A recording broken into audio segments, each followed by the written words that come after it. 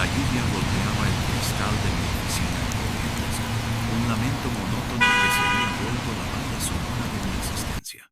El neón de la marquesina del teatro de enfrente parpadeaba, enviando destellos rojizos que se filtraban por las persianas venecianas a medio cerrar, pintando las paredes con rayas sangrientas. Era una noche más en Buenos Aires, una de esas noches en que el asfalto resplandecía como piel aceitada y los callejones vomitaban sombras más espesas que de costumbre. Mi cigarrillo, la única compañía honesta que me quedaba, ardía lento en el cenicero desbordado, un faro moribundo en la penumbra. El sabor a nicotina y fracaso se pegaba a la lengua, tan persistente como el recuerdo de la última vez que intenté creer. La puerta de madera astillada chirrió, una señal inequívoca de que la vida, en su infinita crueldad, no pensaba dejarme en paz. Levanté la vista de mi vaso de whisky barato, el hielo ya derretido en un charco de indiferencia ámbar. La figura en el umbral era un cliché andante, pero uno que, aún así, lograba detener el aliento.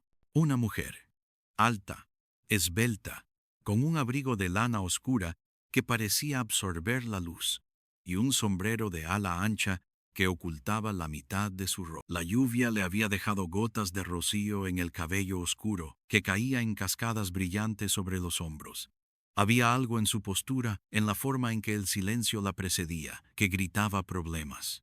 Y los problemas, para bien o para mal, eran mi negocio. Méndez, su voz era un susurro ronco, como terciopelo raspado, pero llevaba una autoridad implícita que me recordó a las promesas rotas y los tratos sucios.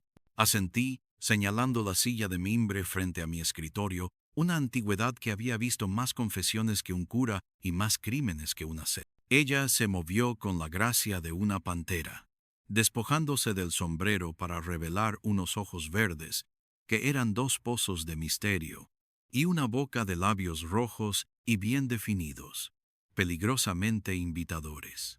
Podría haber sido una estrella de cine de los años 40 o una viuda negra a punto de inyectar su veneno. En mi línea de trabajo, la diferencia solía ser mínima. Valentina Silva, dijo, dejando caer el nombre como una moneda en un pozo sin fondo. Busco a mi esposo. Ahí estaba, el anzuelo, un esposo desaparecido, el más viejo de los trucos, el más trillado de los comienzos, pero sus ojos no suplicaban, no lloraban. Eran calculadores, fríos como la bruma del riachuelo. La gente no desaparece, señorita Silva, se van o los van. Mi voz era un graznido, pulida por años de cinismo y cigarrillos, y si se fueron, no querrán que los encuentren. Si los fueron, la historia es otra. Y no suelo meterme en esos pantanos a menos que la tarifa lo justifique. Ella sonrió, una curva leve que apenas alcanzaba sus ojos. Leopoldo Costa. No es de los que se van, y me temo que lo fueron. Y la tarifa. Se inclinó hacia adelante, y el aroma de su perfume, jazmín con un toque amargo, llenó el aire pesado de mi oficina. La tarifa será más que suficiente para que olvide sus escrúpulos. Si es que le queda alguno, sabía que no. Los escrúpulos eran un lujo que no podía permitirme desde que colgué la placa de policía hace años. Harto de la podredumbre que se extendía desde la base hasta la cima de cada escalón. Ella lo sabía también, lo percibía en el aire, en el polvo que cubría mis archivos, en mi mirada. Era una leona, buscando un depredador para hacer su trabajo sucio. Y yo, Rico Méndez, era el más adecuado en esta jungla urbana. Leopoldo Costa, un nombre que no me sonaba. Valentina dijo que era un importador y exportador, un hombre de negocios discreto, sin enemigos conocidos. Otra mentira que se desmoronaría al primer toque. Los hombres discretos sin enemigos conocidos no desaparecen en Buenos Aires, sin dejar un rastro de sangre o de dinero mal habido. Le pedí una foto. Era un hombre de unos 50, con una sonrisa demasiado pulcra y ojos que ocultaban más de lo que mostraba. Un tipo que parecía tener secretos como pasatiempo. Desapareció hace 3 días. La policía no hace nada. Dicen que se fue por su cuenta, explicó Valentina, su voz ahora un poco más tensa. Pero no dejaría el dinero, ni sus contactos, ni a mí. El último punto era el que más le importaba. Eso era evidente. ¿Qué contactos? ¿Qué dinero? La interrogué, aunque ya sabía que la información que me daba era solo la punta de un iceberg de engaños. Ella evadió la pregunta con una mirada elocuente. Es su trabajo descubrirlo, ¿no? Luego sacó un fajo de billetes, más de lo que esperaba por una primera consulta. Lo dejó sobre la mesa. Un montón de verdes que apestaban a codicia y desesperación. La miré, luego al dinero. El olor a problema era casi tan fuerte como el de la nicotina. Veré qué puedo hacer.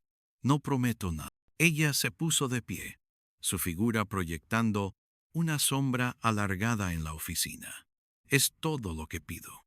Sus ojos verdes se clavaron en los míos, una promesa tácita de complicaciones futuras. No me decepcione de y con eso se fue, dejando tras de sí un rastro de jazmín y el eco de su voz que parecía seguir prometiendo un desastre inevitable. Los billetes se sentían fríos bajo mis dedos. Leopoldo Costa. El nombre se me pegó al paladar. Un hombre desaparecido. Un caso simple. Siempre empezaban así, y siempre terminaban con la misma podredumbre en las manos. Al día siguiente, la lluvia había cedido, pero el cielo permanecía con el color de un moretón viejo. La ciudad era un organismo palpitante de ruidos y olores, donde el café amargo se mezclaba con el escape de los colectivos y la promesa de un día más de batallas perdidas. Mi primera parada fue la supuesta oficina de Costa, un pequeño local en un edificio antiguo cerca del Congreso. El letrero en la puerta, Costa Importaciones, estaba descolorido y polvoriento, como si el negocio hubiera cerrado hace décadas. El portero, un viejo con cara de perro apaleado y el alma de un caracol, me dijo que el señor Costa no se aparecía por allí desde hacía semanas, y que, francamente, nunca había sido un negocio de verdad, solo una fachada para cosas raras. La palabra cosas raras se me atragantó. En Buenos Aires significaba cualquier cosa, desde contrabando hasta lavado de dinero, siempre con algún político o policía gordo detrás moviendo los hilos. La oficina estaba vacía, un mausoleo de polvo y papeles sin importancia.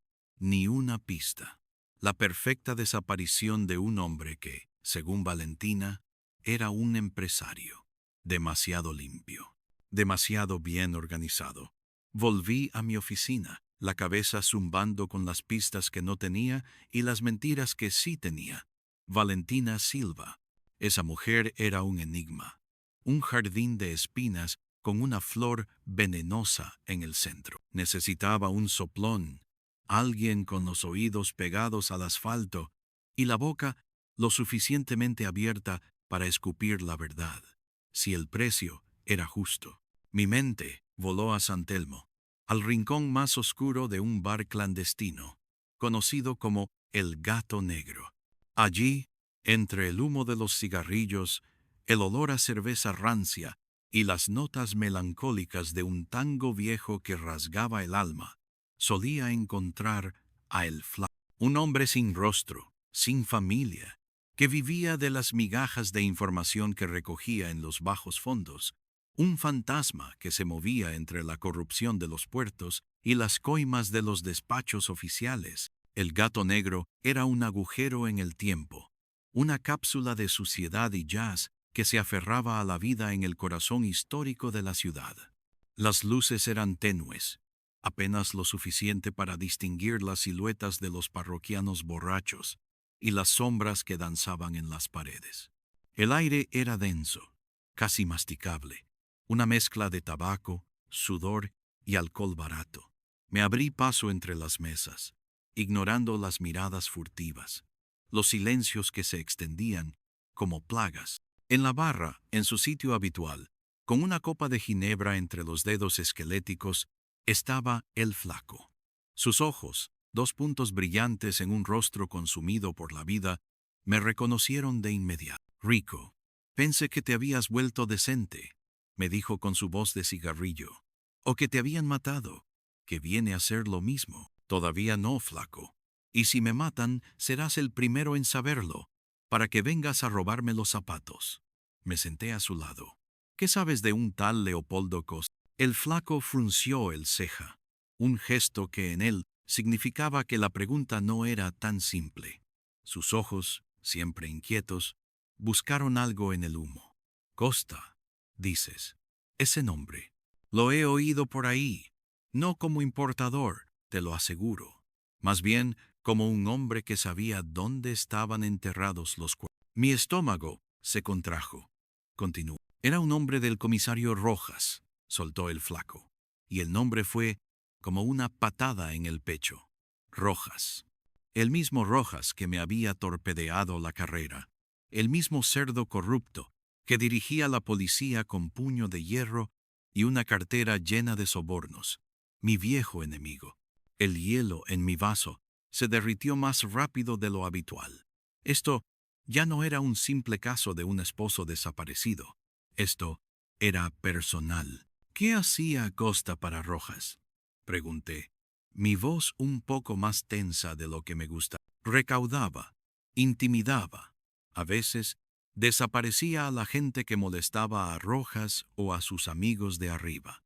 Pero hace un tiempo, dicen, se volvió ambicioso.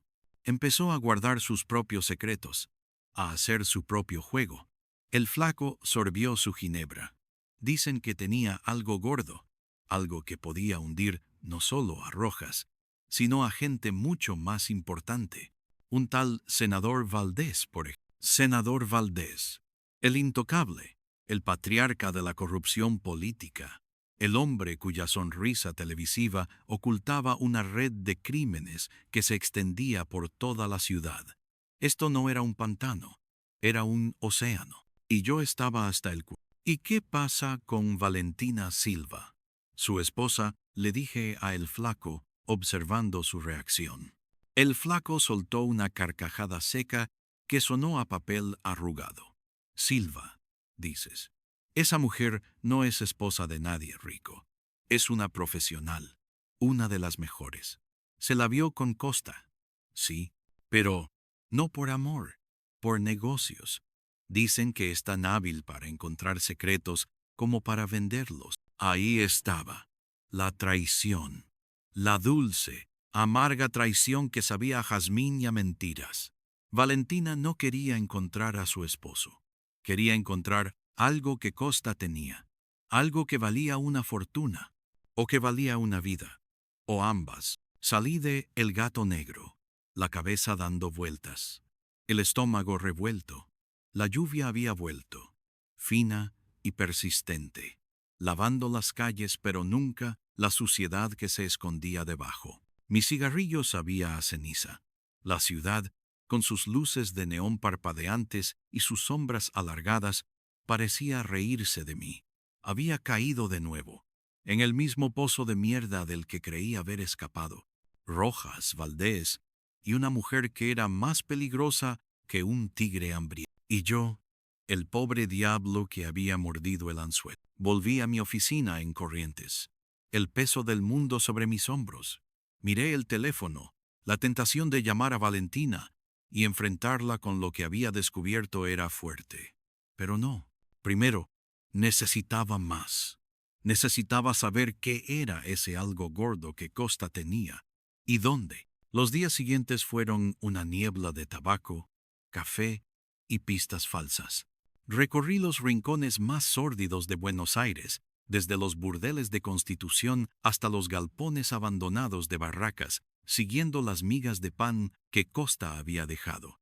Cada paso me acercaba más al nido de víboras que era el entramado de corrupción de Rojas y Valdés. Los nombres que salían a la luz eran los mismos de siempre. Jueces comprados, concejales con mansiones desproporcionadas, oficiales de policía que miraban para otro lado.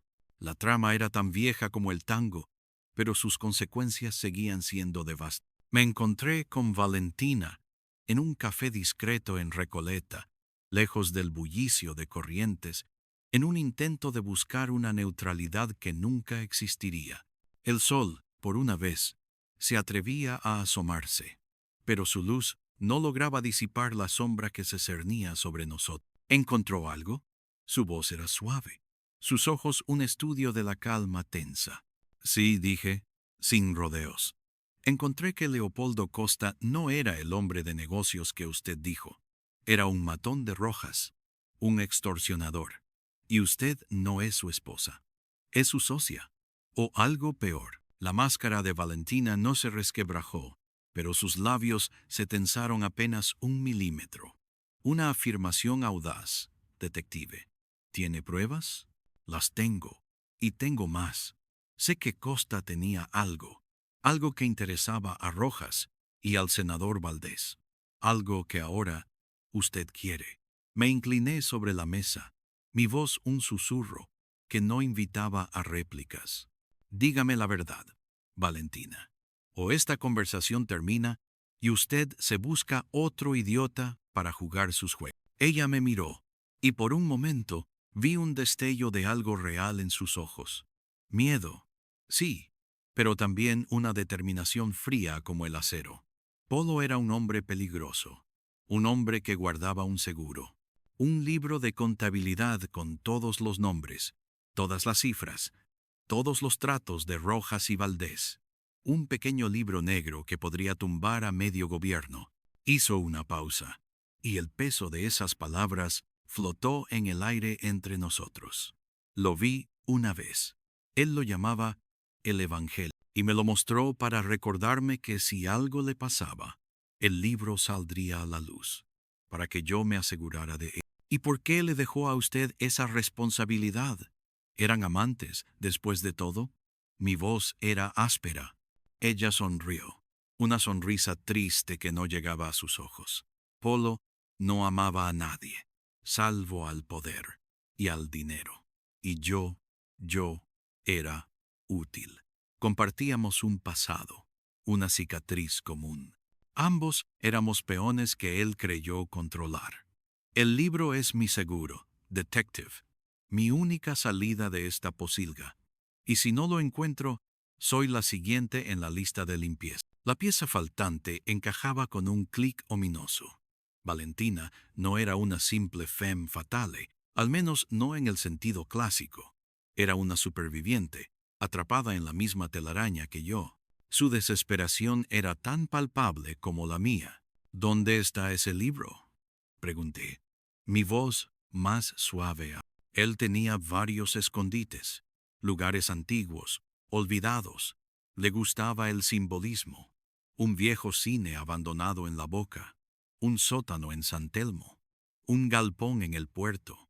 Enumeró, y la urgencia en su voz era real, pero creo que el más probable es el cine. Le gustaba el arte, la decadencia, el cine abandonado en La Boca, el escenario perfecto para una tragedia. Pensé en el olor a moho, a recuerdos desvanecidos, a películas que nunca más se proyectarían. ¿Cuándo fue la última vez que vio a Costa? Hace una semana. Discutimos. Él se sentía invencible. Yo le advertí que Rojas no perdonaría su ambición. Me dijo que él era el que perdonaría a Rojas. Luego se fue, con una sonrisa de lobo. Y no volví a verlo. La historia de Valentina era verosímil, dentro del caos en el que nos movíamos.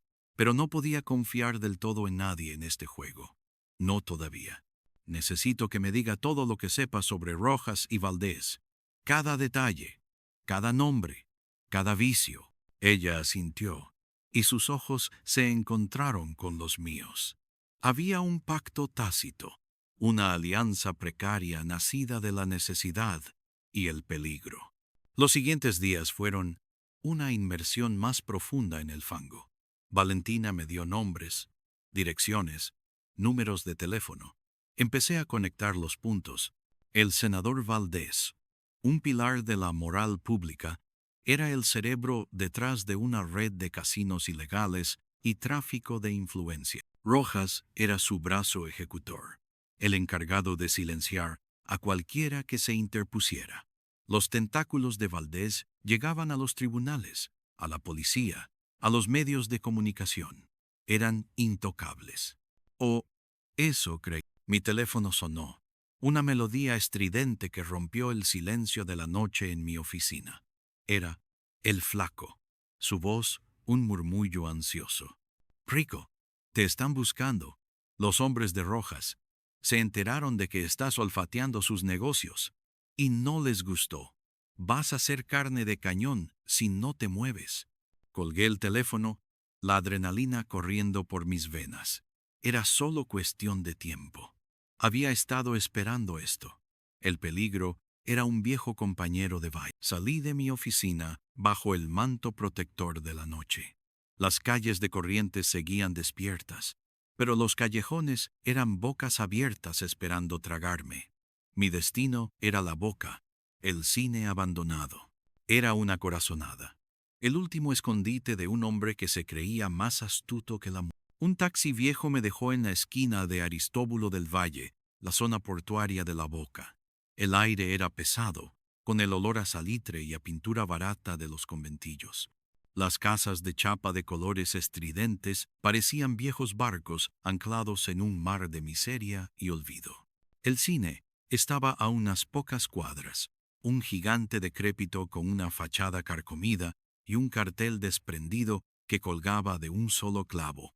Bailando con el viento, me moví entre las sombras, mis sentidos alerta. La intuición me decía que no estaba solo. Los hombres de Rojas eran como sabuesos. Llegarían. La entrada del cine estaba tapiada con tablones, pero un hueco en la parte inferior me permitió deslizarme al interior.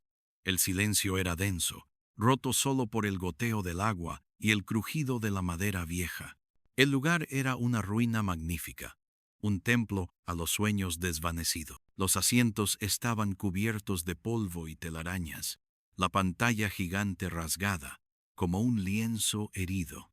El aire era pesado, cargado de la memoria de risas, dramas y cigarrillos compartidos. Subí las escaleras que llevaban a la sala de proyección, mis pasos resonando en el silencio.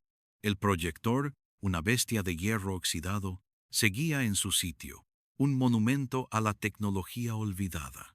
Busqué entre los escombros, en los rincones más oscuros. Pensé en Costa, en su obsesión por lo simbólico. Un hombre que guardaba un libro negro en un lugar que proyectaba luz y verdad, aunque ahora estuviera en ruinas. Encontré el Evangelio escondido en una doble pared detrás del proyector, camuflado con maestría. Era un pequeño cuaderno de cuero negro, raído por el uso. Sus páginas llenas de una caligrafía apretada. Nombres, fechas, cifras, cuentas bancarias, descripciones de operaciones. Todo el entramado de la corrupción de Rojas y Valdés. Un arma nuclear en las manos equivocadas. O en las correctas. Si se quería dinamitar. Justo cuando mis dedos se cerraban sobre el libro, escuché pasos en la planta baja. Pesados, metódicos. No había tiempo para escapar. Habían llegado. Me escondí detrás del proyector, el cuaderno apretado contra mi pecho. Eran al menos 3 hombres. Sus voces graves resonaban en la sala vacía. Eran hombres de Rojas. Lo sabía por el tono de su hablar, el olor a tabaco barato y colonia de Costa, sal de ahí. Sabemos que estás aquí, rata de cloaca, gritó una de las voces. No es Costa, es el detective ese que anda husmeando. La otra corrigió. Se acercaban. Las linternas barren el polvo y las sombras. Sabían que estaba allí. Era solo cuestión de tiempo. De repente, un disparo. La bala impactó en la pared cerca de donde estaba, haciendo saltar esquirlas de yeso. La oscuridad era mi única aliada. Me deslicé por un pasadizo lateral, el libro bajo mi abrigo, tratando de llegar a la parte trasera del escenario. La persecución era un eco del pasado, de mis días como policía en las calles, cuando el peligro era una constante y la adrenalina una droga. Pero ahora estaba solo, sin placa, sin respaldo. Salté al escenario, que crujió bajo mi peso. Detrás de mí, los hombres de Rojas entraron en la sala, sus siluetas recortadas contra la tenue luz que entraba por las ventanas rotas. Uno de ellos subió al escenario, su arma apuntándome. «Aquí estás, rata», dijo, con una sonrisa cruel. No hubo tiempo para palabras. Me lancé sobre él, mi cuerpo golpeado pero aún funcional. El puño le impactó en la mandíbula, y él cayó, soltando el arma. Agarré el arma del suelo y disparé 2 veces hacia los otros hombres, que retrocedieron buscando cobertura. No era un tirador experto, pero el miedo y la rabia me daban punto. Corrí hacia la salida de emergencia del escenario, una puerta de metal oxidado que daba a un callejón trasero. Pero antes de llegar, una figura apareció en la oscuridad, bloqueando mi camino. Valentina. Sus ojos verdes brillaban en la penumbra, y en su mano un pequeño revólver. «El libro, Rico», dijo, su voz desprovista de toda emoción. «Dámelo». Sentí el frío de la traición, el mismo frío que había sentido tantas veces antes. Ella me había usado. Había sido un cebo, un peón en su juego, o quizás un medio para llegar a su fin. «¿Tú?» Mi voz era apenas un susurro. «¿Trabajaste con ellos todo el tiempo?» Ella negó con la cabeza, una sombra de tristeza en sus ojos. «No con ellos. Para mí. Polo confió en mí, en cierto modo, y yo planeaba salir de esta miseria, usando lo que él había acumulado. Su muerte fue un accidente, pero el libro es mi herencia». El sonido de los hombres de Rojas, acercándose por el escenario, era cada vez más fuerte. No había tiempo para filosofar. «No te lo daré, Valentina», le dije, mi voz recuperando su dureza. «No eres diferente a ellos. Y este libro no le pertenece a nadie que juegue con la vida de los demás». Ella apuntó con el arma. «No me dejas otra opción, Rico. Lo siento». Pero antes de que pudiera apretar el gatillo, una ráfaga de disparos resonó desde la sala. Los hombres de Rojas, quizás creyendo que ella era un obstáculo o habiendo recibido nuevas órdenes, abrieron fuego. Valentina cayó, un grito ahogado en sus labios. No sabía si estaba muerta o herida, pero no había tiempo para comprobar. Corrí por el callejón, escuchando los disparos y los gritos detrás de mí. Había un auto esperándome al final del callejón. El flaco, su cara pálida y sudorosa, pero sus ojos llenos de una lealtad inesperada. «Súbete, Rico. Están por todas partes». Salté al asiento del copiloto mientras el flaco pisaba el acelerador.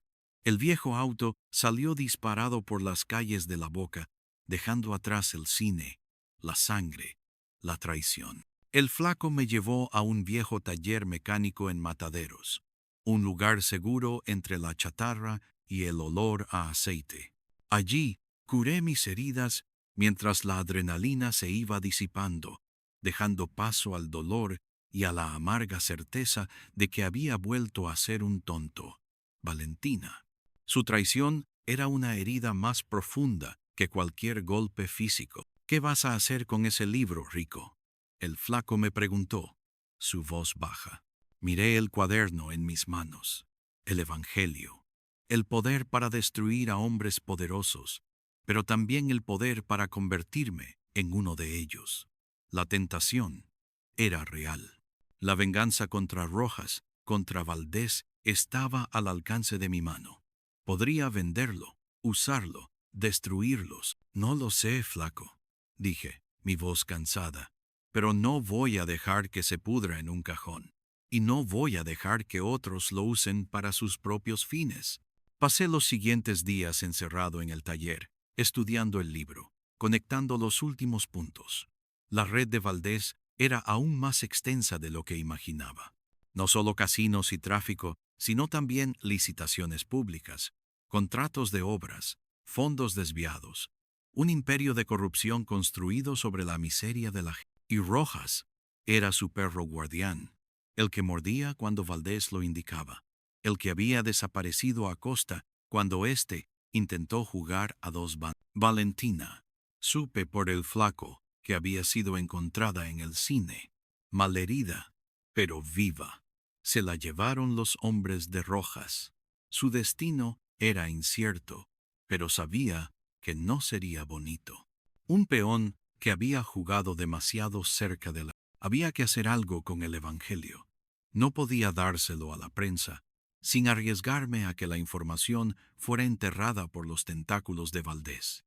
No podía dárselo a la policía, porque Rojas seguía al mando de una parte importante de ella.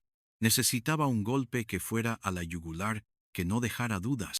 Con la ayuda de El Flaco, elaboramos un plan, una filtración selectiva, pero devastadora.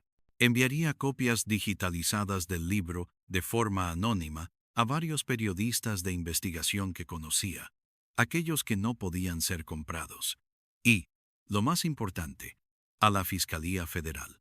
Pero no sin antes enviar un ultimátum, una pequeña carta, a Rojas y a Valdés. Una pequeña advertencia de lo que se venía. La carta, enviada por mensajero anónimo, fue simple. El Evangelio ha sido leído. Sus pecados han sido expuestos. La hora de la rendición ha llegado. Sabía que no se rendirían, pero sembraría el pánico. Y el pánico, en los hombres como ellos, llevaba a error. El Evangelio se filtró, no como una bomba atómica, sino como una lenta y persistente lluvia ácida. Los titulares empezaron a aparecer, primero pequeños, luego más grandes. Investigaciones judiciales se abrieron. Nombres, cifras, pruebas. La verdad era innegable, demasiado detallada, demasiado bien documentada. La ciudad entró en un frenesí. Comisiones de investigación, arrestos, renuncias. El castillo de naipes de Valdés y Rojas empezó a tambalearse. No se desmoronó de inmediato. La corrupción tenía raíces profundas, pero Rojas fue el primero en caer. No por el libro directamente. Fue encontrado muerto en su departamento. Un aparente suicidio. Nadie creyó en ello, por supuesto. Demasiado conveniente, demasiado oportuno. Valdés se había deshecho de su perro rabioso antes de que pudiera ladrar demasiado. Pero Rojas, incluso en su muerte, había dejado un rastro de sangre. Valdés, por su parte, se atrincheró. Negó todo, culpó a Rojas, a sus enemigos políticos. Pero las pruebas eran contundentes. Su nombre fue arrastrado por el barro, su carrera política destrozada. No lo metieron preso. Los hombres como él rara vez terminaban en prisión, pero su poder se había evaporado. Su reputación estaba hecha a añicos. Su nombre, sinónimo de vergüenza. Para un hombre como Valdés, eso era una condena peor que la... Había perdido lo único que le importaba, la fachada, el respeto forzado. Valentina. El flaco me dijo que la habían visto por última vez en un hospital, herida, pero recuperándose. Luego, había desaparecido de nuevo, quizás muerta, quizás huyendo. La ciudad se había tragado su historia, como se tragaba tantas otras, pero yo sabía que ella era una superviviente. De alguna manera, en algún lugar, estaría reconstruyendo su vida, o lo que quedara de ella, sin el libro, sin Polo, pero libre de las cadenas de ambos. No sabía si la vería de nuevo, y francamente, no estaba seguro de quererlo. Su recuerdo era una espina clavada. Mi oficina en Corrientes seguía siendo la misma. La lluvia seguía golpeando el cristal algunas noches, el neón parpadeando. El cenicero seguía desbordado. Yo seguía siendo el mismo Rico Méndez, un poco más viejo, un poco más cansado, con algunas cicatrices nuevas y una fe aún más reducida en la justicia. El caso estaba cerrado. Costa había sido vengado, en cierto modo. La corrupción de Rojas y Valdés había sido expuesta, pero la ciudad seguía siendo la misma jungla. Otros Rojas, otros Valdés, ocuparían sus lugares. Las sombras seguían siendo largas. El Evangelio, el pequeño cuaderno negro, ahora estaba en la caja fuerte de un fiscal honesto, un hombre que creía en la justicia, o al menos lo intentaba. Su poder no había destruido la corrupción de la ciudad, pero había abierto una brecha, una pequeña rendija por donde la luz podía colarse. Y eso, en este mundo oscuro y moralmente ambiguo, era lo más parecido a una victoria que podía esperar. Miré por la ventana. La avenida Corrientes, con sus teatros, sus librerías, sus cafés, una ciudad vibrante, llena de vida y de muerte. El tango seguía sonando en los salones de baile, una melodía melancólica que hablaba de amores perdidos y de sueños rotos. La vida seguía. Y yo, Rico Méndez, seguiría siendo el hombre que buscaba la verdad en las sombras, sabiendo que la verdad siempre era un lujo que pocos podían permitirse, y que la justicia, la verdadera justicia, era solo una ilusión que se desvanecía con el primer rayo de sol. Abrí mi botella de whisky, serví un trago. El hielo tintineó, una pequeña sinfonía de soledad. Había ganado una batalla, pero la guerra continuaba. Y yo, solo un soldado cansado en un campo de batalla, sin fin. El hielo tintineó, una pequeña sinfonía de soledad. Había ganado una batalla, pero la guerra continuaba. Y yo, solo un soldado cansado en un campo de batalla sin fin. Apuré el whisky, sintiendo el calor quemar mi garganta, un consuelo momentáneo contra el frío de la noche y el de mi propia alma. La botella, como de costumbre, estaba medio vacía, o medio llena, dependiendo de cómo quisieras ver la mierda. Yo la veía medio vacía, siempre lo hacía. La lluvia ácida que había provocado la caída de Rojas y Valdés se había calmado, pero no había desaparecido. Sus efectos se sentían en el aire, en las miradas nerviosas de los políticos, en la cautela de los pocos periodistas honestos que quedaban. La ciudad, como un organismo vivo, se estaba adaptando a la nueva configuración del poder. Los viejos depredadores habían sido heridos, pero otros, más jóvenes, más ambiciosos, ya estaban afilando sus garras. Buenos Aires era un nido de víboras, y cada vez que una caía, 10 más ocupaban su lugar. Pasaron las semanas. Mi oficina se convirtió en un santuario de polvo y silencio, solo roto por el tecleo ocasional de mi vieja máquina de escribir o el chirrido de la puerta cuando entraba el flaco. Él era mi ancla, mi sombra leal.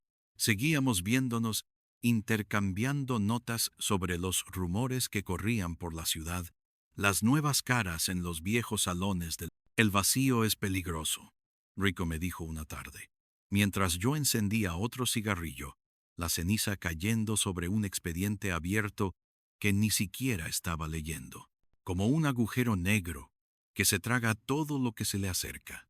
Y los buitres, el flaco, los buitres nunca tardan en llegar. Se habla de un tal Zafra, un tipo que subió rápido en el esquema de Rojas, pero siempre se mantuvo en las sombras.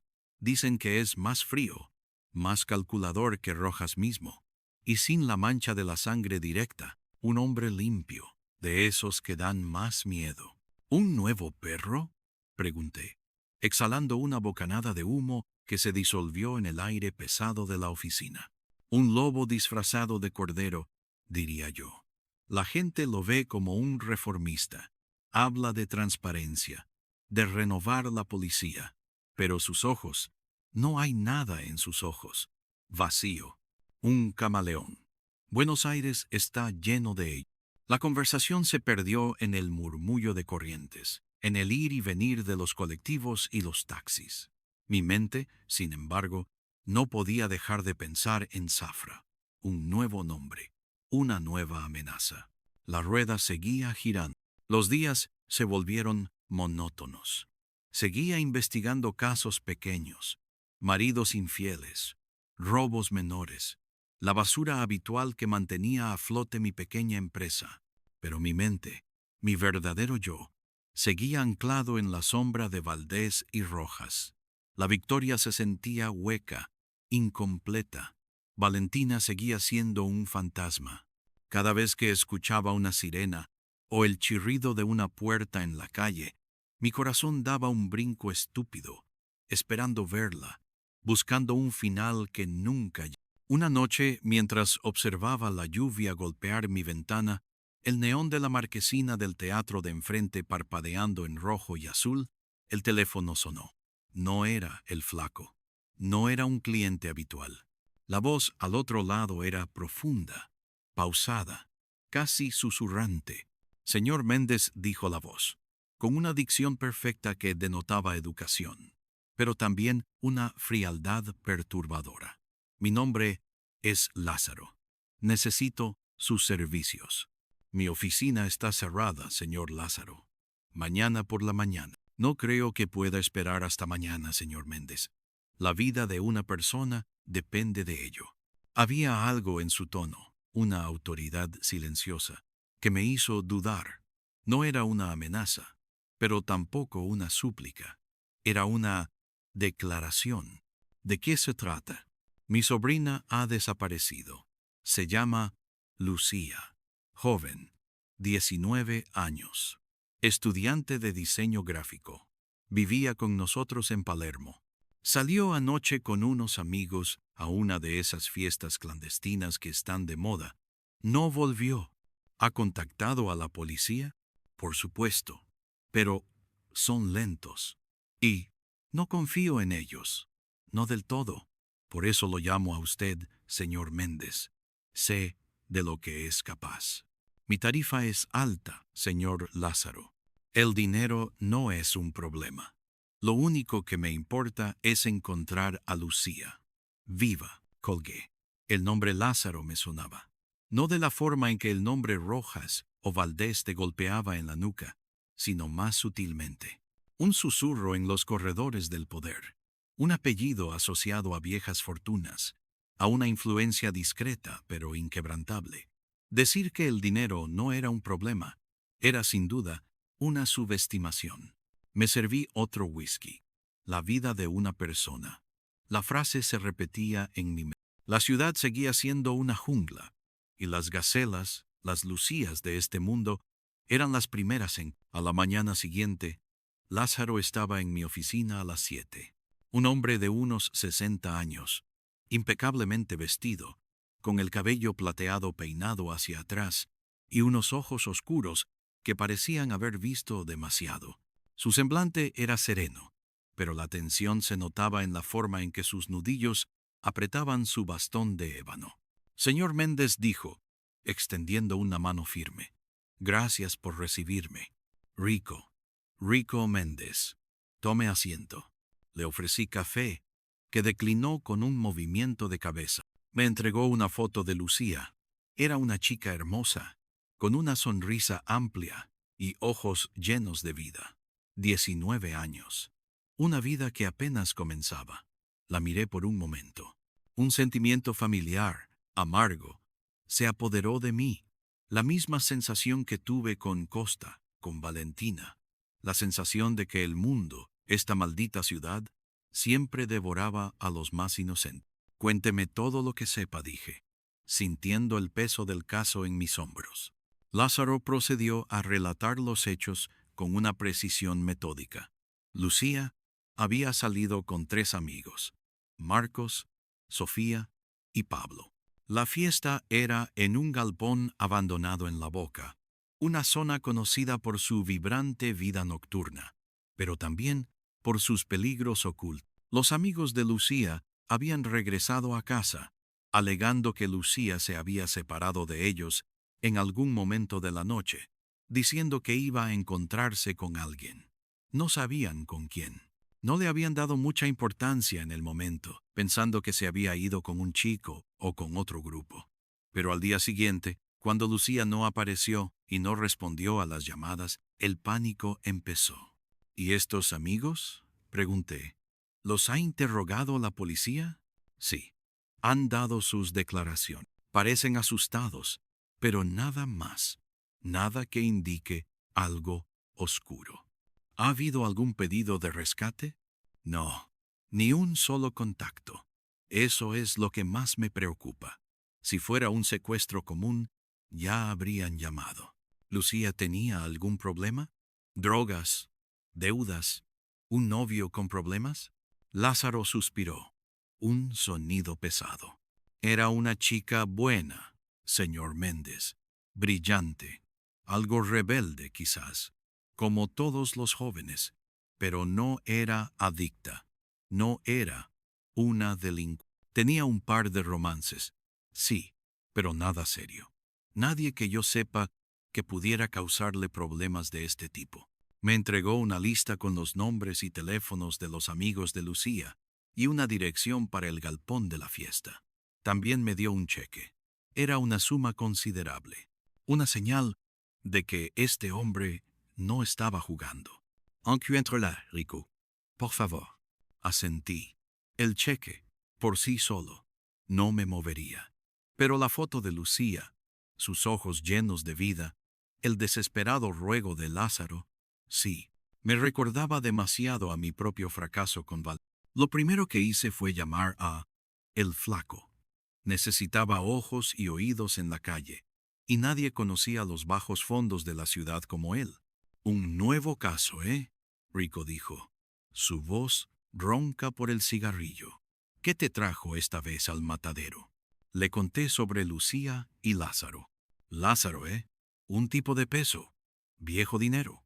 Sus conexiones llegan hasta las esferas más altas. Que te haya llamado a ti significa que no confía en nadie más. Interesante. Necesito que te muevas. Busca a los amigos de Lucía. Habla con ellos. Ve al galpón. Pregunta por ahí. Cualquier rumor, cualquier dato, por insignificante que parezca. Y mientras tanto, voy a visitar a un viejo amigo en la comisaría. El Flaco asintió. A El Flaco no le gustaba la policía, pero entendía que a veces era un mal necesario, o al menos una fuente de información. Mi viejo amigo en la comisaría era el comisario Morales, un hombre gordo, con bigotes caídos y ojos pequeños que siempre estaban evaluando. Había sido uno de los pocos que no se había manchado las manos con rojas, aunque tampoco había hecho mucho por detenerlo. La neutralidad era una forma de supervivencia en esta ciudad. Méndez gruñó, mirándome por encima de sus gafas de lectura. Siempre fingía estar ocupado. ¿A qué debo el disgusto? Le entregué la foto de Lucía. Desaparecida, nivel Lázaro. Los ojos de Morales se entrecerraron. El nombre Lázaro había tenido el efecto deseado. Ah, el señor Lázaro. ¡Qué hombre! Sí, su gente ya ha estado por aquí, haciendo ruido. Tenemos un expediente abierto, por supuesto. Nada nuevo. Sin embargo, los amigos dicen lo de siempre. Fiesta, alcohol, ella se fue con alguien, no saben quién. Parece un caso de fuga voluntaria, de esos que vuelven a casa cuando se les acaba el dinero o la novedad. Fuga voluntaria. ¿A los 19? Su tío no cree eso. Yo tampoco. Morales suspiró, como si mi presencia fuera una molestia existencial. ¿Qué quieres, Rico? Sabes que no puedo asignarte personal. Solo quiero ver el expediente, las declaraciones, los informes preliminares. Quizás encuentre algo que ustedes no. Morales dudó un momento. Sabía que tenía que ceder. Lázaro era un pez demasiado gordo para ignorarlo. Bien, pero sin tocar nada.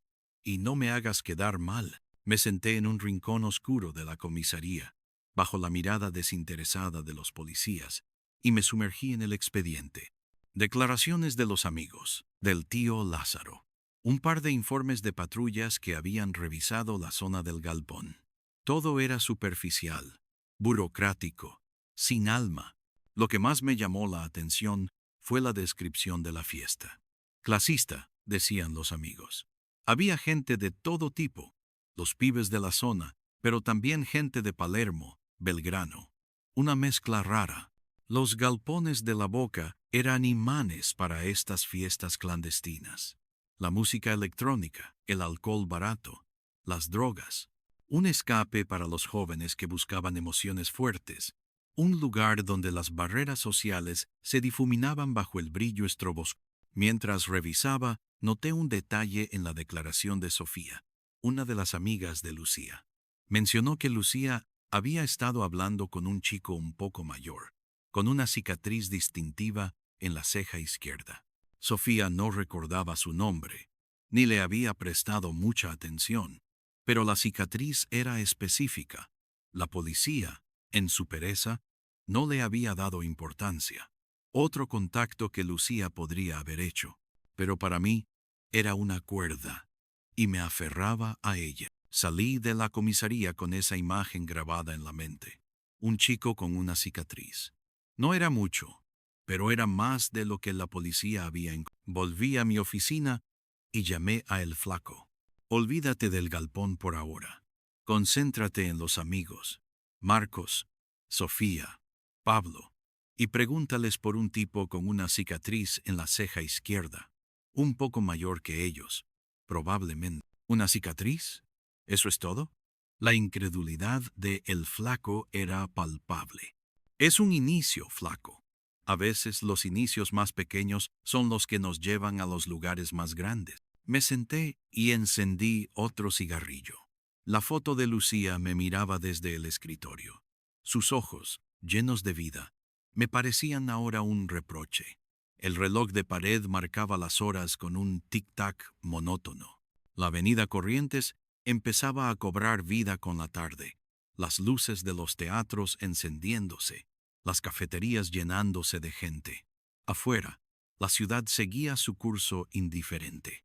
Pero para Lucía, el tiempo se había detenido, y yo era el único que podía ponerlo en marcha de nuevo. El Flaco tardó 2 días en encontrar algo. 2 días de patear calles, de hablar con gente en bares y antros, de moverse entre las sombras que la mayoría de la gente prefería ignorar. Me llamó desde un teléfono público, su voz cansada, pero con un matiz de victoria. El chico de la cicatriz. Lo encontré. Se llama Mateo. Mi corazón dio un brinco. ¿Y bien? ¿Dónde está? ¿Qué sabes de él? No es un buen tipo. Dicen que se mueve en el ambiente de las peleas clandestinas, las apuestas ilegales, y que tiene conexiones con gente pesada, de esa que no le gusta la luz del día. Lo vieron con Lucía en la fiesta. Sí, pero desaparecieron juntos. No se sabe a dónde fueron. ¿Tiene antecedentes? Oficialmente, nada grave. Un par de arrestos por disturbios. Nada más. Pero extraoficialmente, es un cobrador, un músculo para los prestamistas. ¿Dónde puedo encontrarlo? Nadie sabe dónde vive exactamente. Es un fantasma, pero suele frecuentar un club de boxeo en San Telmo, uno viejo, donde entrenan a los pibes, y por las noches, un bar en Constitución, el Rincón del Náufrago. Es su guarida. Decidí ir al Rincón del Náufrago esa misma noche. Era un bar lúgubre, con olor a humedad y alcohol rancio. La música, un tango desafinado, apenas se escuchaba por encima del murmullo de las conversaciones. La luz era tenue, filtrándose a través de ventanas sucias que apenas revelaban la calle. Me senté en una mesa apartada y pedí un whisky. Mis ojos recorrieron el lugar buscando una cicatriz. No tardó en aparecer. Un hombre de unos 30 años, alto, musculoso, con la cicatriz distintiva sobre su ceja izquierda, entró con una mirada desafiante, como si el mundo le debiera algo. Se sentó en la barra, pidió una cerveza y empezó a mirar a su alrededor, sus ojos oscuros y vacíos como los de un tiburón. Era Mateo. Terminé mi trago y me acerqué a la barra, colocándome a su lado. Mateo die, mi voz cálmada. Se giró, sus ojos fijos en mí, la sorpresa y la cautela mezclándose en su rostro. ¿Quién mierda eres tú? Mi nombre es Rico Méndez. Soy investigador privado. Estoy buscando a Lucía. El nombre la golpeó como un rayo. Su expresión se endureció. No sé de qué hablas. No conozco a ninguna Lucía. La chica con la que te fuiste de la fiesta en La Boca. 19 años, estudiante de diseño. Su tío la busca. Y no va a parar hasta encontrarla. Mateo se rió, una risa áspera y sin alegría. Mira, viejo, me ligaba a muchas pibas en esas fiestas. No puedo acordarme de todas. Esta vez, la piba tiene un tío con mucho dinero. Y yo, mucha paciencia. No quiero problemas, Mateo. Solo quiero saber dónde está Lucía. Se puso de pie, su silla raspando el suelo. Era más alto de lo que parecía y su físico era imponente. Su mirada me desafió. No me jodas, viejo. No tengo nada que ver con esa mina. Si no la encontraste en su casa, no es mi puto problema. Lo sé todo sobre ti, Mateo. Las peleas, las apuestas, los prestamistas, tus conexiones. Sé que te mueves con gente que no quiere ser vista. Y si Lucía está involucrada en algo de eso, te juro que te voy a encontrar. Y no te va a gustar. Sus ojos ardieron con ira. Estábamos atrayendo algunas miradas. Escúchame bien, viejo. No te metas en esto. Hay cosas que no te incumben. Me incumben cuando una chica joven desaparece. Hubo un silencio tenso. Podía sentir la amenaza en el aire. La barra, los pocos clientes, se habían quedado en silencio. No la tengo. Y no sé dónde está, dijo finalmente. Su voz apenas un gruñido. Pero sí, me fui con ella de la fiesta. Un rato. La dejé en una esquina, en Barracas, cerca del puente. Ella dijo que se iba a encontrar con alguien. No me dio nombres. No me dijo a dónde iba. Me pagaron por llevarla. Es todo lo que sé. ¿Quién te pagó? Dudó. Su mirada se desvió, y por un momento vi un destello de miedo en sus ojos. No puedo decírtelo. Mateo, si Lucía está en problemas, si le ha pasado algo, vas a ser el primero en caer. Te van a buscar a ti. Suspiró, una respiración profunda que parecía sacudirlo. Era un encargo, un tipo. Nunca lo había visto. Me dio el dinero en efectivo. Me dijo que la llevara a esa esquina y que la dejara ahí, y que si me hacía el gil, las cosas se pondrían feas para mi familia. ¿Cómo era el tipo? Alto, flaco, vestido de negro, siempre con un sombrero y una voz peculiar, como si hablara a través de un silenciador. No recuerdo su cara. Estaba oscuro. Un sombrero, una voz peculiar. Era poco, pero era algo. Mateo estaba asustado. Eso era obvio. Y el miedo era un motor poderoso. Si recuerdas algo más, o si Lucía aparece, llámame. Tengo una tarjeta. Y si alguien viene a buscarte por esto, por lo que me has dicho, me llamas a mí primero. Le dejé mi tarjeta en la barra. Él la miró, luego me miró a mí, sus ojos pesados de advertencia. No te creas el héroe, viejo. Esto es más grande de lo que piensas. Hay gente muy arriba, gente que no juega. Salí del rincón del náufrago con una mezcla de frustración y una chispa de esperanza. Lucía no estaba muerta, al menos no en manos de Mateo, pero había sido entregada y la descripción del tipo del sombrero, el tono en la voz de Mateo, me indicaba que no estábamos hablando de un simple caso de fuga. Esto apestaba a algo más grande, más siniestro. A la mañana siguiente me puse en contacto con el flaco para contarle lo de Mateo. Barracas, cerca del puente, repetí. Necesito que te muevas por ahí. Pregunta, busca. A ver si alguien vio algo. Cualquier movimiento extraño en esa esquina la noche de la desaparición de Lucía. Y busca al tipo del sombrero. Viejo, flaco, voz extraña. Un sombrero en Barracas no es raro, Rico. Pero lo intentaré. El flaco era mi mejor arma. Su habilidad para pasar desapercibido, para extraer información de los rincones más oscuros, era invaluable. Mientras tanto, volví a la oficina y empecé a investigar sobre los secuestros y desapariciones de jóvenes en Buenos Aires, buscando patrones, cualquier cosa que pudiera conectar a Lucía con un modus operandi. Me hundí en artículos de periódicos viejos, bases de datos policiales, foros de Internet. La ciudad tenía una larga y trágica historia de gente que se desvanecía, pero la mayoría de las veces se trataba de casos relacionados con trata de personas o ajustes de cuentas. El caso de Lucía no encajaba del todo. No había un pedido de rescate. No había antecedentes que sugirieran una conexión con redes de prostitución o droga. El teléfono sonó. Era Lázaro. ¿Alguna novedad, Rico? Sí, señor Lázaro. He encontrado a la última persona que vio a Lucía. Un tal Mateo. La dejó en una esquina en Barracas, cerca del puente, con un tipo desconocido. Hubo un silencio al otro lado de la línea. ¿Un tipo desconocido? ¿Quién? Mateo no lo sabe, o no quiere decirlo.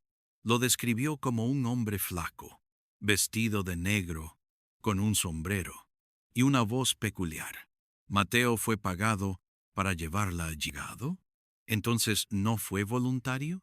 Parece que Lucía fue engañada para ir con Mateo, o al menos manipulada.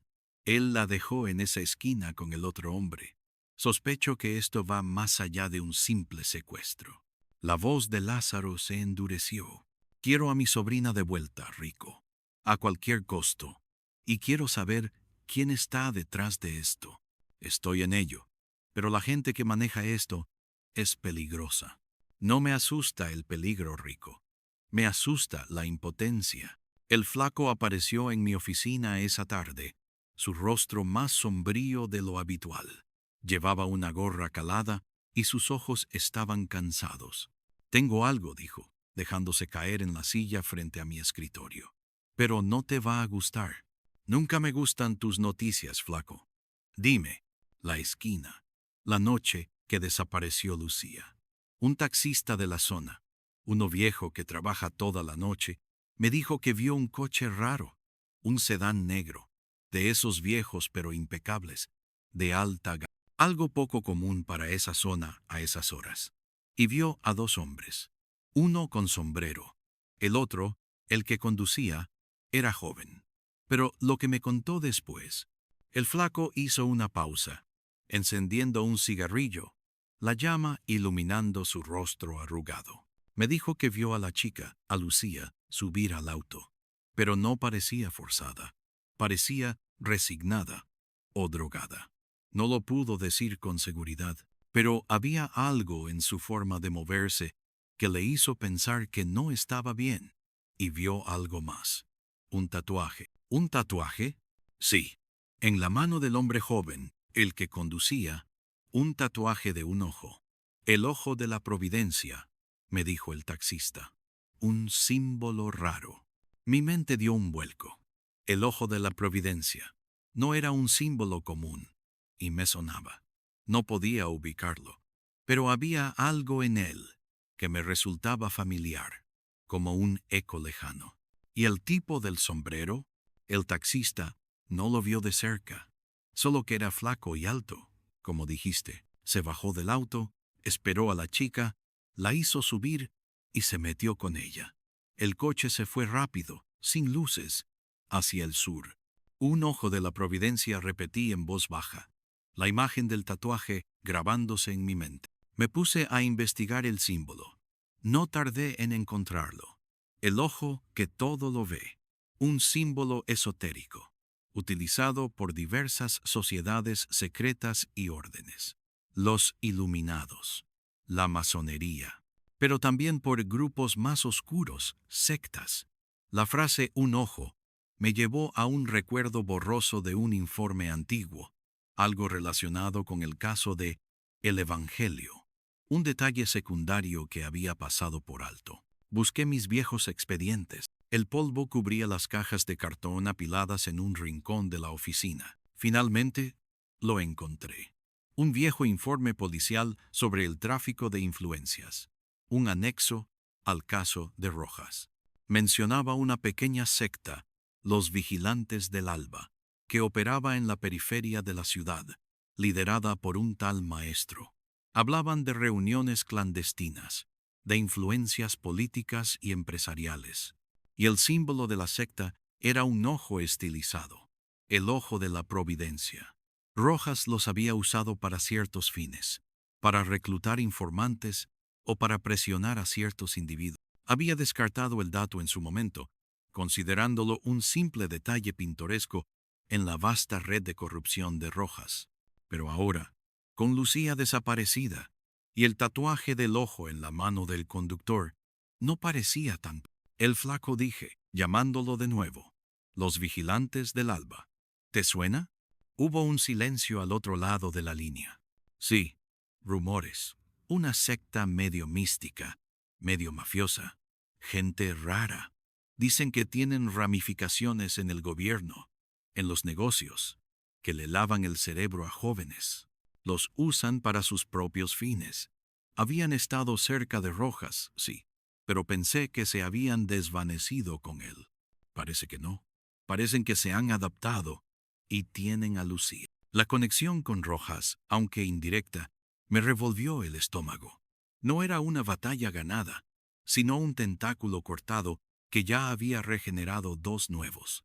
Esto era más que un simple secuestro. Esto era ideología, fanatismo, y eso lo hacía mucho más peligroso. Lázaro era un hombre poderoso, pero ¿podría un hombre de su talla enfrentarse a una secta con raíces profundas en la ciudad? No lo sabía, pero sentía que este caso no iba a ser como los demás. Esto era personal. No podía dejar que otra Valentina se perdiera en el laberinto de esta ciudad. Le expliqué a Lázaro mis descubrimientos, la conexión con los vigilantes del alba y el símbolo del ojo. Su reacción fue de una frialdad calculada, pero pude sentir la furia contenida bajo su voz. Los vigilantes del alba, dijo, el nombre sonando como veneno en sus labios. Sí, los conozco. He oído hablar de ellos. Siempre han sido una sombra molesta en los círculos de poder. Nunca pensé que se atreverían a tocar a mi familia. Parece que subestimaron su alcance. ¿Tiene alguna idea de dónde podrían operar? Tienen varias propiedades. Algunos edificios antiguos en el centro, galpones en las afueras, un predio rural en la provincia de Buenos Aires.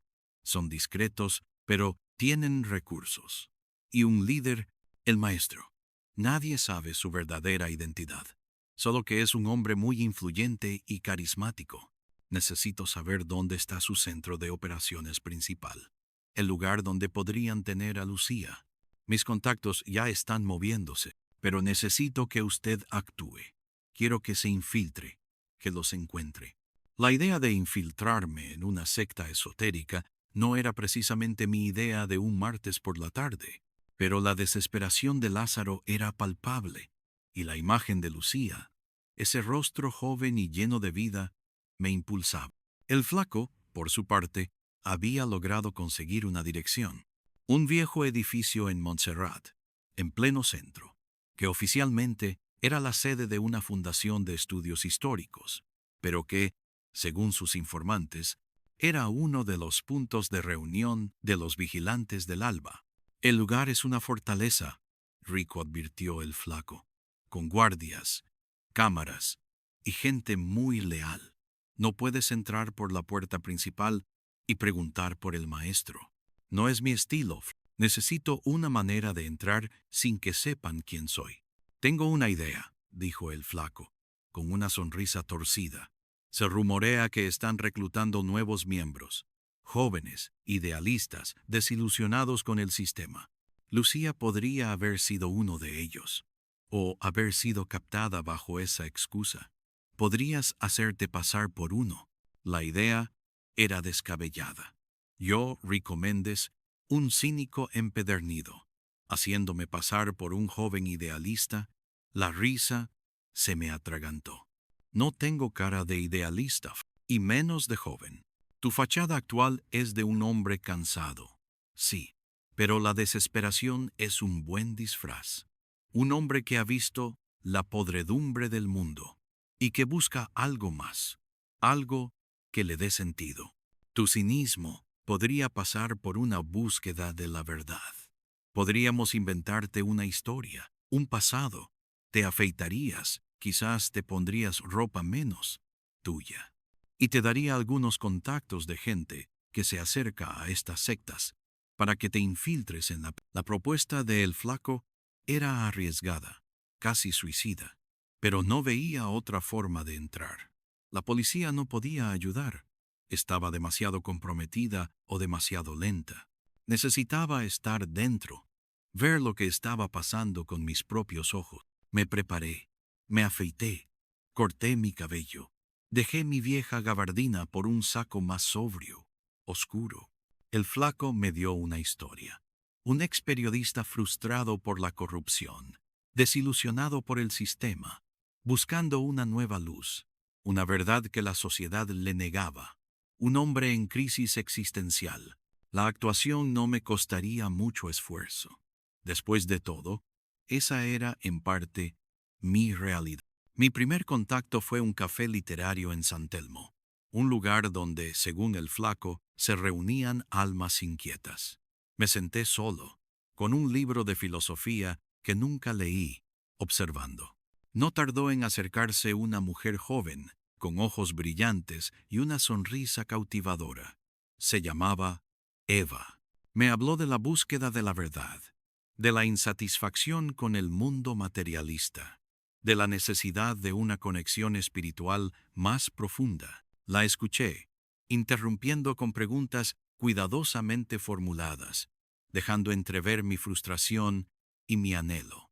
Eva, a su vez, me habló de un círculo de estudio que ofrecía respuestas, una comunidad de personas que buscaban la iluminación. Me dio una dirección y una hora. La trampa estaba puesta. La primera reunión fue en un salón alquilado en el barrio de Congreso. Éramos una docena de personas, en su mayoría jóvenes, con miradas expectantes.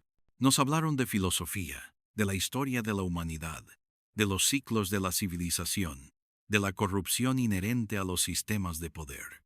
No había mención de Lucía, ni de secuestros.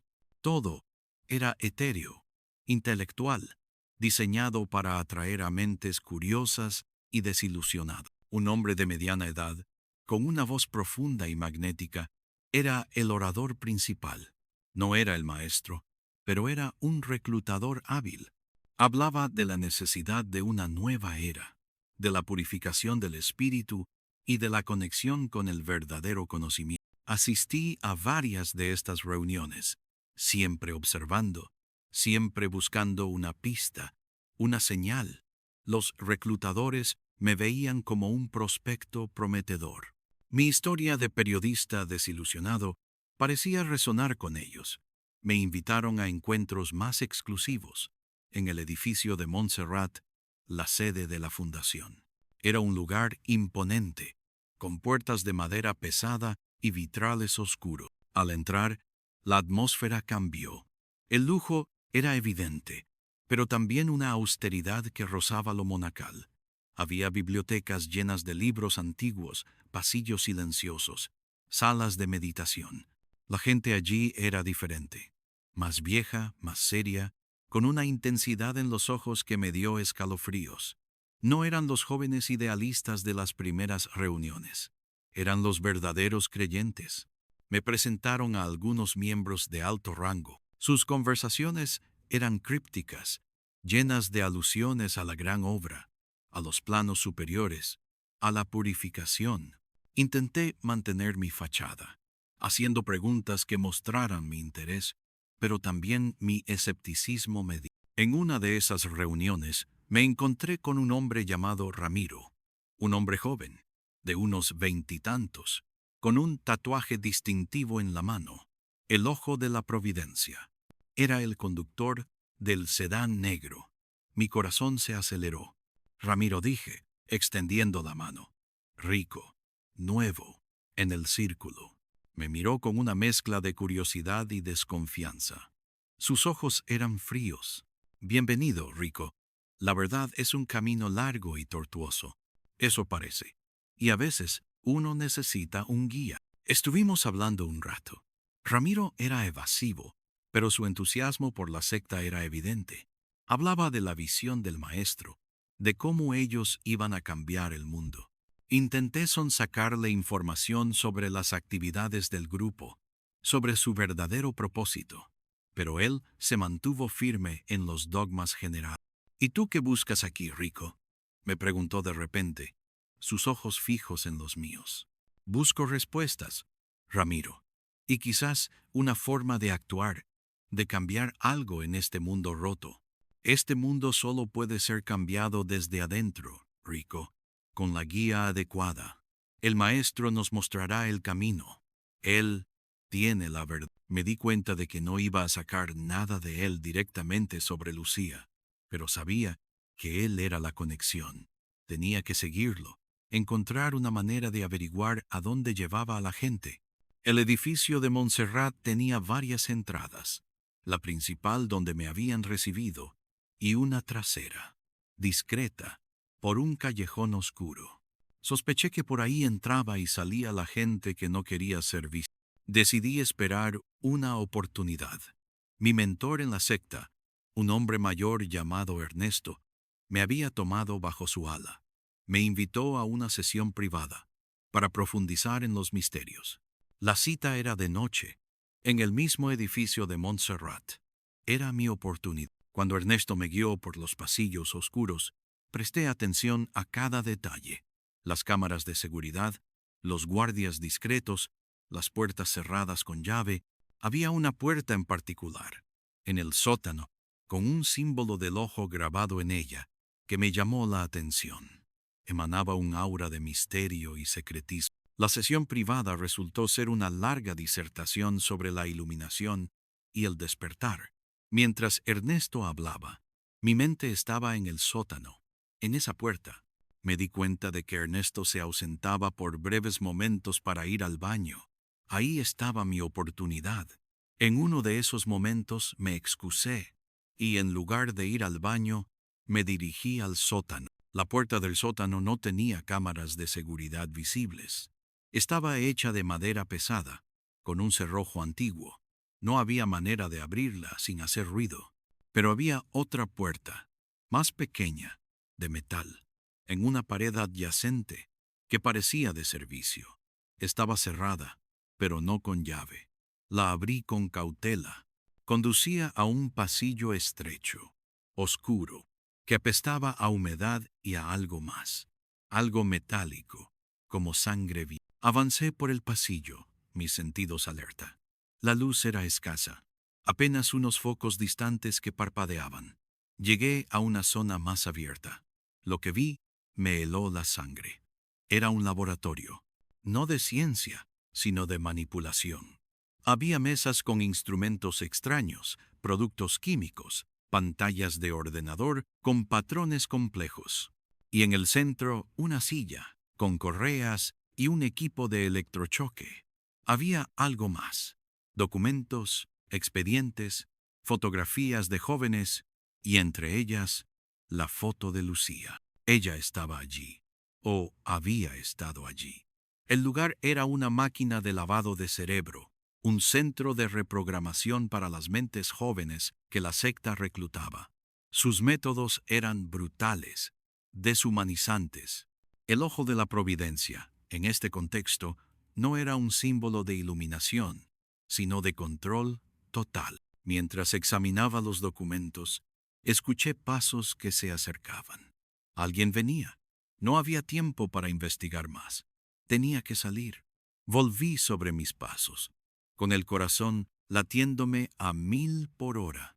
Justo cuando llegaba a la pequeña puerta de servicio, vi a Ramiro, el del tatuaje del ojo, salir de la puerta principal del sótano. Me vio. Nuestros ojos se cruzaron. La sorpresa en su rostro se transformó en una comprensión fría, mortal. ¡Tú!, gritó, y su mano se lanzó a su cintura. No esperé. Corrí por el pasillo de servicio, buscando una salida. Sabía que no podía enfrentarlo allí, no sin revelar mi verdadera identidad y comprometer toda la investigación. Ramiro me siguió, sus pasos resonando en el silencio opresivo del sótano. Escuché el sonido de una pistola deslizándose fuera de su funda. Estaba en problemas, grandes problemas. Llegué a una escalera de emergencia, subiendo 2 escalones a la vez. El flaco había mencionado que las alarmas del edificio eran viejas, no muy sensibles. Esperaba que no se activaran. Salí a la calle por una puerta trasera, en un callejón oscuro y pestilente. No miré atrás.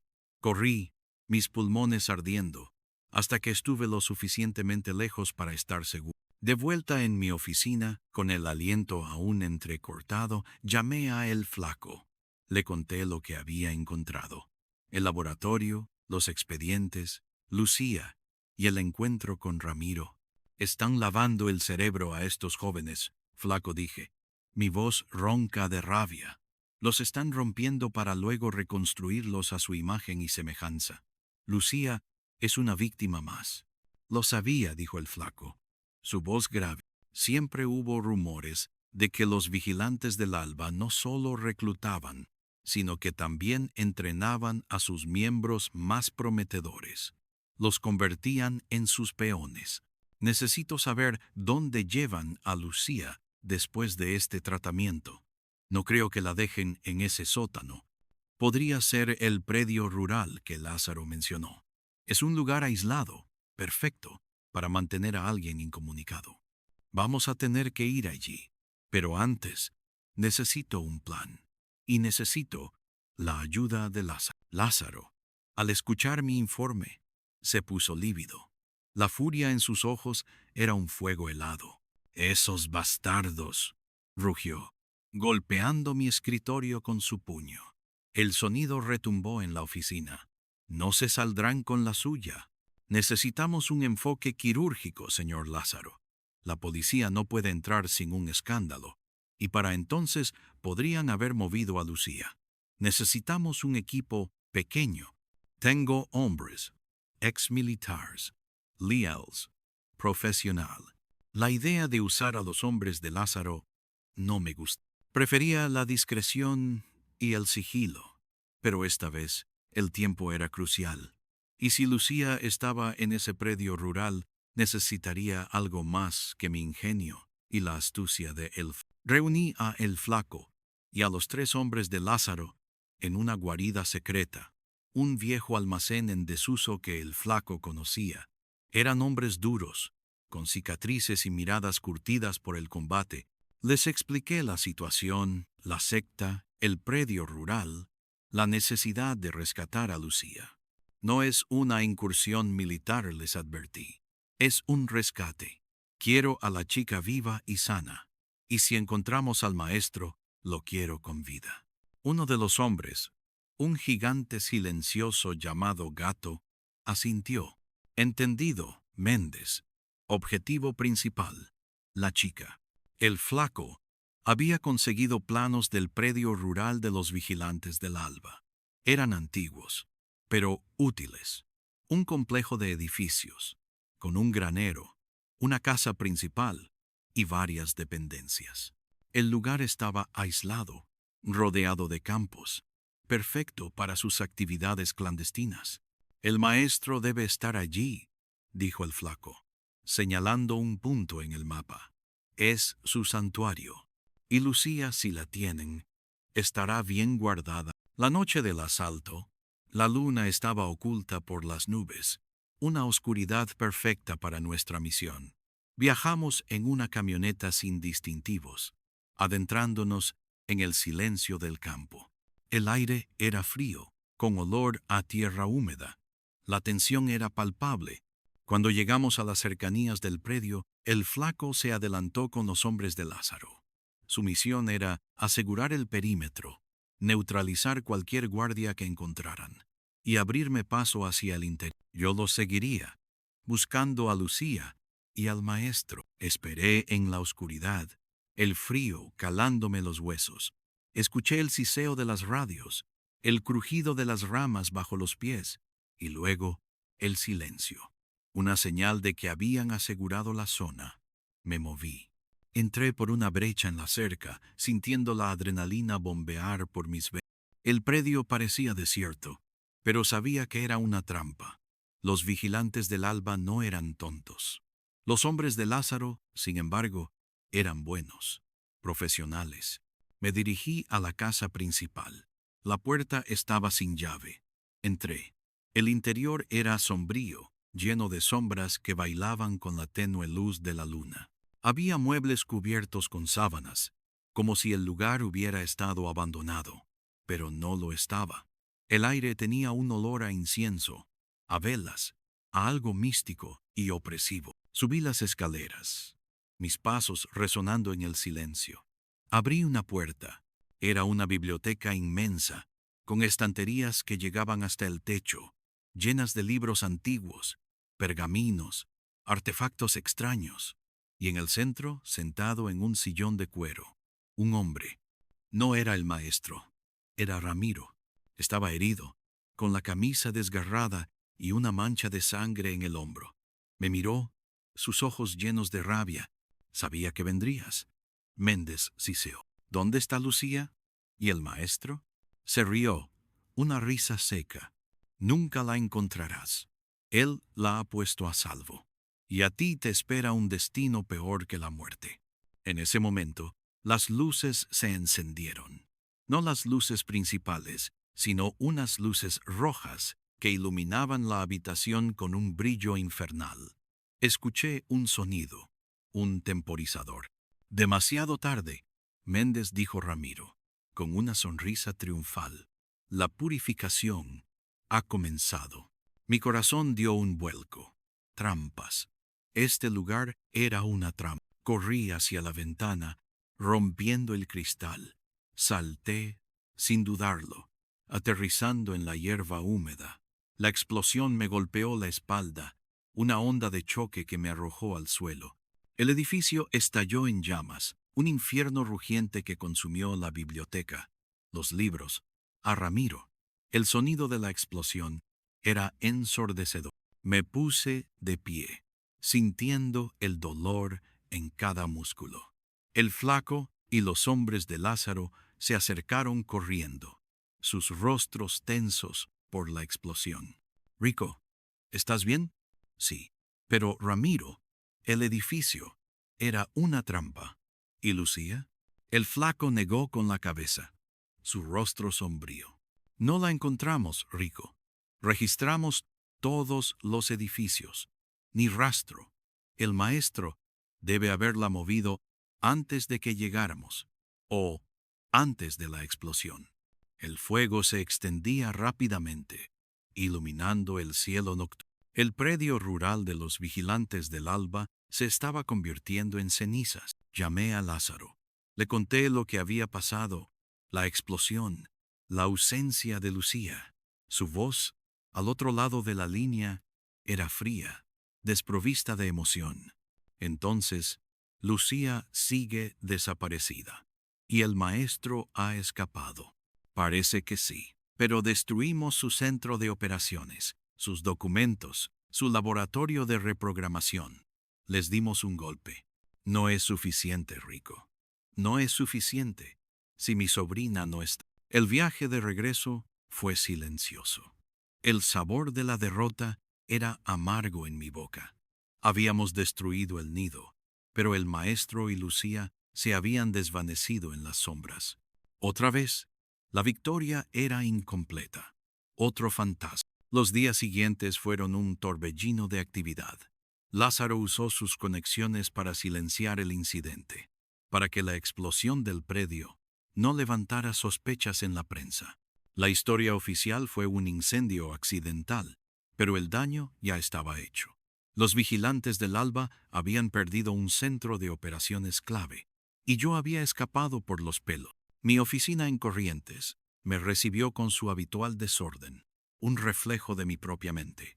El vaso de whisky en la mano, el cigarrillo encendido, la lluvia golpeando el cristal.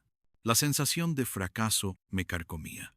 Había prometido a Lázaro que encontraría a Lucía, y había fallado. El flaco, siempre leal, intentó levantarme el ánimo. Les dimos un buen golpe, Rico. El maestro no se olvidará de esto. Se dispersarán. Será más difícil para ellos operar. Pero Lucía sigue desaparecida, flaco. Lo sé, pero no podemos rendirnos. No ahora. Y no nos rendimos. Durante las semanas siguientes, seguimos buscando. El flaco peinó la ciudad, buscando cualquier rumor, cualquier señal del maestro, de Lucía. Lázaro puso sus vastos recursos a nuestra disposición, contactando a informantes en el submundo, en los círculos de poder. La búsqueda era una aguja en un pajar. Un mes después, una llamada anónima llegó a la oficina de Lázaro. Un código, una clave que solo él reconocería. Era del maestro. Un mensaje cifrado, entregado a través de canales oscuros. Decía: el ojo ve, pero no olvida. Tu sobrina está donde debe estar, con nosotros. Segura, iluminada. No la busques más, o las consecuencias serán catastróficas para ti y para todos los que te rodean. Lázaro me entregó la traducción. Su rostro como una máscara de piedra. Él la tiene, dijo. Su voz apenas un susurro. La tiene, pero la ha lavado de cerebro. Ya no es la Lucía que conocíamos. No podemos estar seguros de eso, señor Lázaro. Puede ser una táctica para que nos rindamos. Lo sé. Pero las palabras, iluminada, eso es su jerga. Ha caído en sus garras. La impotencia se apoderó de mí. Había encontrado el nido, pero no había salvado al pájaro. El maestro había ganado esta. La decisión de Lázaro fue devastadora. No puedo arriesgar la vida de mi familia, Rico. Tengo otros miembros, otros intereses. El maestro no bromea. Tengo que detener la búsqueda. Por ahora, me negué a aceptar la derrota. No podía. No puedo rendirme, señor Lázaro. No después de lo que hemos visto. Entiendo su honor, Rico, pero no es su familia. No es su decisión. Ha cumplido su parte. Le pagaré lo acordado, y le pido que se detenga. Es demasiado peligroso. Colgo. La llamada fue el final del caso, al menos para Lázaro. Para mí, no lo era. El flaco me encontró esa tarde, mi cabeza entre las manos, la botella de whisky casi vacía. ¿Qué pasa, Rico? Lázaro se ha rendido. El maestro lo ha intimidado. El flaco suspiró, encendiendo un cigarrillo. Era de esperarse. Es un pez gordo, pero tiene mucho que perder. Los hombres como él no suelen sacrificarlo todo por un solo ser querido, especialmente si creen que ya está perdido. Pero no está perdida, flaco. No del todo. Solo está secuestrada.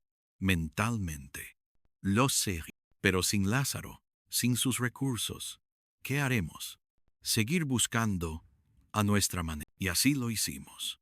Pero la búsqueda fue estéril.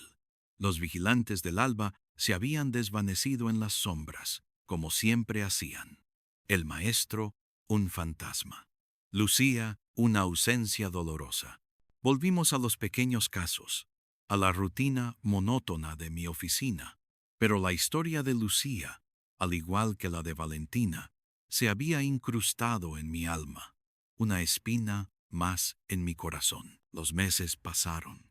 La ciudad se recuperaba de las secuelas de Valdés y Rojas. Zafra, el lobo disfrazado de cordero, consolidaba su poder, presentándose como el nuevo Mesías de la seguridad y la transparencia. La gente, siempre ingenua, parecía creerle, pero yo sabía que la corrupción tenía muchas caras, y que Zafra era solo una nueva máscara para el mismo viejo. Una tarde, mientras revisaba unos papeles, el flaco irrumpió en la oficina, su rostro pálido, sus ojos llenos de una mezcla de horror y fascinación. Rico, tienes que ver esto. Me tendió un periódico. La noticia estaba en la sección de política, en un recuadro discreto. Decía: el ministro Zafra anuncia la creación de la Fundación Ojo del Nuevo Amanecer, dedicada a la rehabilitación de jóvenes en riesgo y a la promoción de la verdad y la iluminación. Debajo del titular, una foto. Zafra, sonriendo, junto a un grupo de jóvenes. Y en la primera fila, con una mirada serena, casi beatífica, Lucía. Sus ojos ya no eran los mismos. Eran vacíos. pero inconfundiblemente era ella. Y detrás de Zafra, en las sombras apenas visible, un hombre flaco, con sombrero y una voz peculiar. El maestro. Mi corazón se detuvo. El ojo del nuevo amanecer. El ojo de la providencia. Los vigilantes del alba. La fundación. La fachada. El lavado de cerebro. Todo encajaba. Zafra. El nuevo poder. El que había ocupado el lugar de Rojas y Valdés no solo se había aliado con la secta, sino que la había integrado en su estructura, dándole una respetabilidad fachada, un disfraz legal. Zafra Sisee, el nombre quemándome la lengua. El lobo, el puto lobo, ha usado a la secta para sus propios fines, y ha usado a Lucía como una bandera. Y Lázaro no puede hacer nada, dijo el flaco, su voz grave. Si intenta algo contra la fundación de Zafra, estará atacando al ministro, y eso es suicida. El maestro se ha protegido bien. Han ganado, dije, sintiendo la rabia y la impotencia anudarse en mi garganta. No, no habían ganado. Habían ganado una batalla, sí, pero la guerra aún no había terminado. Lucía, aunque iluminada, seguía siendo una víctima. Y Zafra, aunque cubierto por el manto de la legalidad, seguía siendo un depredador. La ciudad seguía siendo la jungla. Serví 2 whiskies, uno para mí, otro para el flaco. El hielo tintineó, una sinfonía de desilusión. El maestro y Zafra, dije, mirando la foto de Lucía, ese rostro que ahora me parecía un eco lejano de la chica que había conocido en una fotografía. Un nuevo Rojas, un nuevo Valdés y una nueva víctima. ¿Y ahora qué, Rico?, preguntó el flaco, sus ojos cansados. Ahora volvemos al principio, pero con más experiencia, con más cicatrices y con una rabia renovada. No la podemos salvar ahora, flaco, pero podemos desmantelar la red, desmontar su fachada, expulsar a Zafra del poder.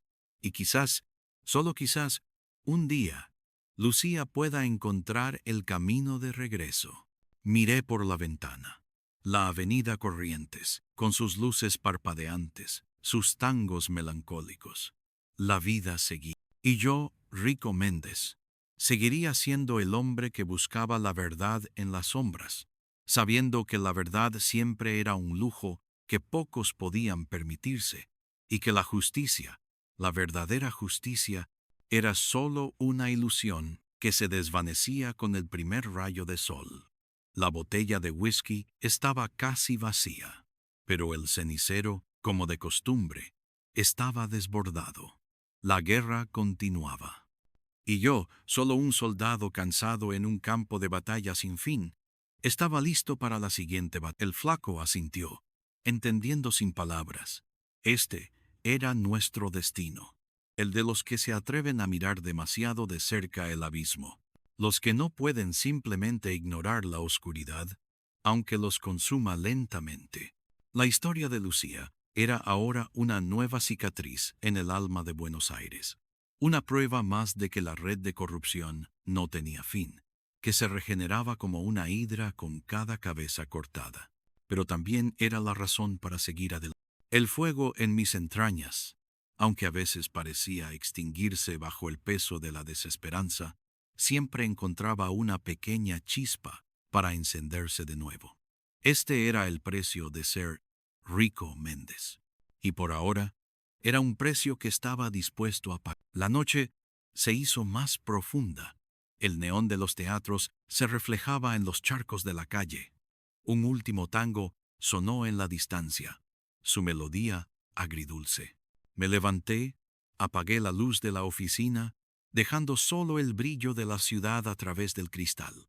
Mañana sería otro día para luchar contra las sombras y para buscar esa rendija de luz, esa pequeña esperanza en este mundo oscuro y moralmente ambiguo. Y quizás, solo quizás, algún día, Lucía volvería o encontraría la suya propia, y ese día, quizás, Rico Méndez, el detective cansado, podría por fin descansar. Pero ese día aún no había llegado. Y sabía que faltaba mucho, demasiado, para que la guerra terminara.